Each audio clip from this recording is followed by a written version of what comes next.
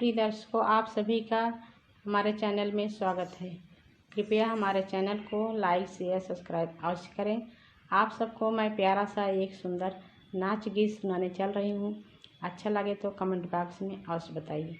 धन्यवाद। बैगन के सब्जी बनाए हमार पिया झगड़ा मचा